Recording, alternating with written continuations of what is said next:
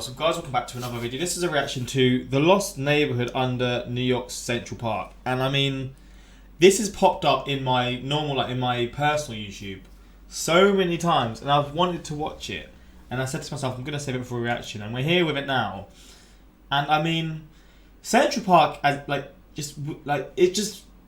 it's crazy, man. Like I've talked about it to my girlfriend before, and I just think it's wild how in like one of the busiest parts of New York, there's just this huge ass area that's just this, I don't know, just this park. But it's just crazy how like you can feel like, I guess when you're like in the middle of Central Park, you just feel like you're in some sort of like magical forest, and you're like near, like you're just with nature and shit. But then what, maybe like a 5-10 minute walk this way, I assume, maybe a bit longer, I don't actually know, and you're right in the heart of London, right in the heart of New York.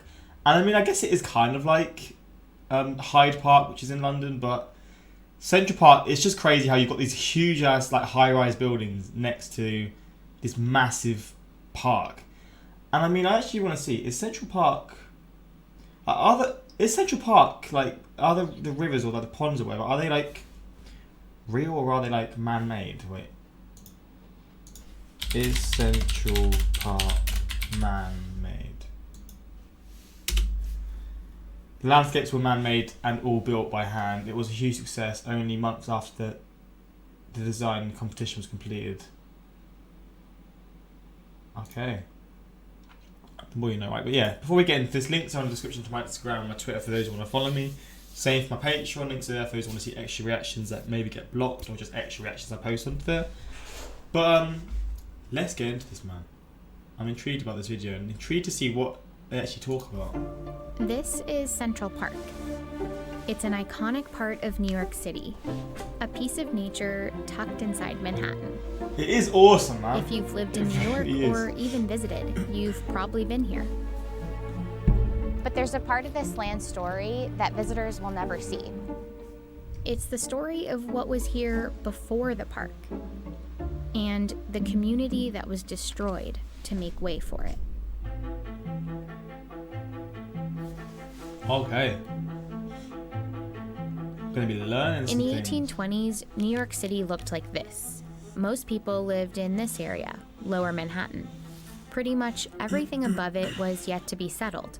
In this map, you can see how different the geography was. These little lines illustrate what used to be hills in Manhattan. This was the countryside. Downtown was the opposite. Lower Manhattan was dense and crowded. A few small neighborhoods were home to many of the city's poor whites and immigrants, and also to much of its black population. This document shows the number of slaves in New York State. You can see how it went down gradually, from 20,000 in 1800 to 10,000 in 1820, and finally to just 75 in 1830. That's because in New York, slavery wasn't abolished all at once. Instead, it was ended over about 30 years. And as more free black people joined the workforce, racial tensions rose. The people who were enslaved were now in competition with people coming over for jobs. That tension led to violence, and Lower Manhattan became increasingly dangerous for free black people. Then, in 1825, plots of land started to go up for sale here, uptown. It was a way out. A black man named Andrew Williams decided to buy 3 lots. You know, word gets out, black people seeing other black people and saying, oh, there's a little bit of a community developing here. Maybe we can just fold into this community. Little would they know, like New York, I keep saying London, New York would expand so much within probably, what, like 30 years? The area that they're in is just like completely like overpopulated. There's just, yeah, and I guess it's going to lead to like when Central Park was built, but yeah. So they start to move in. After Williams, more lots filled up with black families and churches.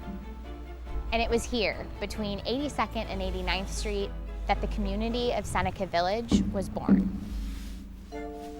Moving up to Seneca Village offered black families an affordable, safe place. It also gave them the chance to vote. Black men could only vote in New York if they owned property. Over the course of the next 3 decades, the community grew to nearly 300 residents. Records from the census show that they were laborers, domestic workers, waiters, and shoemakers. And they built dozens of homes, 3 churches, and a school for black students. Later, when Irish and German immigrants started moving into Seneca Village, it became unique for another reason.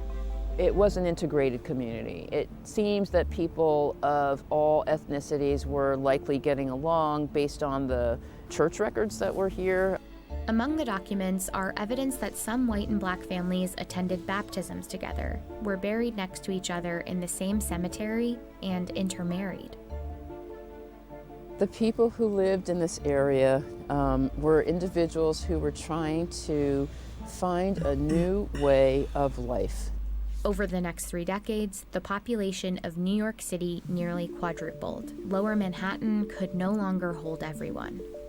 The city's white elite were worried that the entire island would be consumed by development.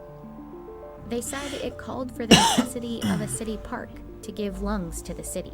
This came out of the elite being able to start to travel to Europe, and they see the Champs-Élysées and they see Kensington Park, and they think that the city deserves to have a park of that stature.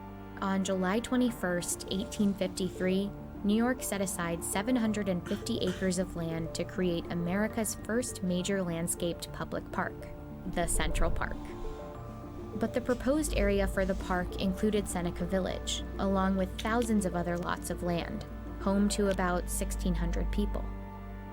In order to facilitate the park's development, the city's newspapers started to downplay who really lived there. But why couldn't they have just built it a little further down so it wouldn't have affected people? Like, it's like they just went out of the way on purpose to try and just make it as hard on people as possible.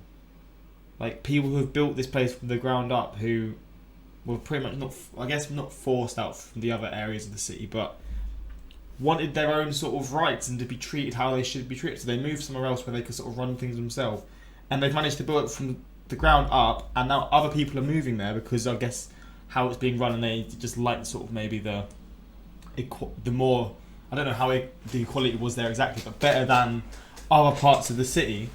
And now they just decided, yeah, we're just going to take this all away from you.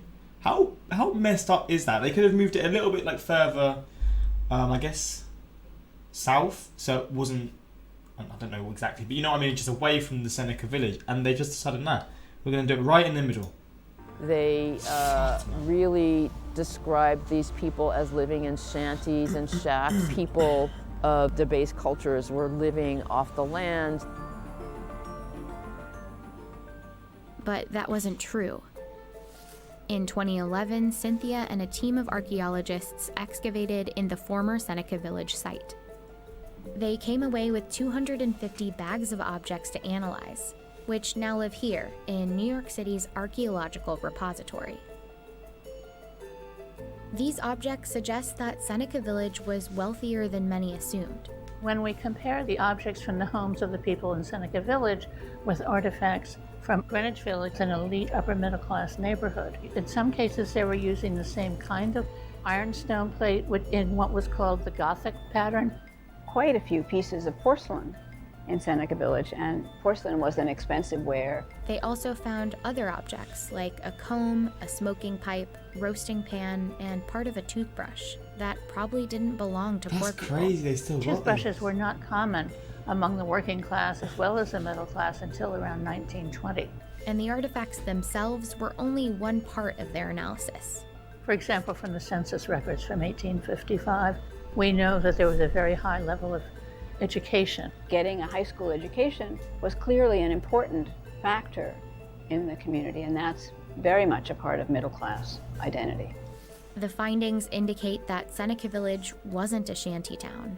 It was a working and middle class community, a growing neighborhood of black property owners, and an experiment in integration. But to the white New York elite of 1856, it wasn't worth saving. A July 1856 article in the New York Times referred to it with a slur. Oh my god. What the The fuck? Ebon inhabitants, after whom the village is called, have been notified to remove by the 1st of August.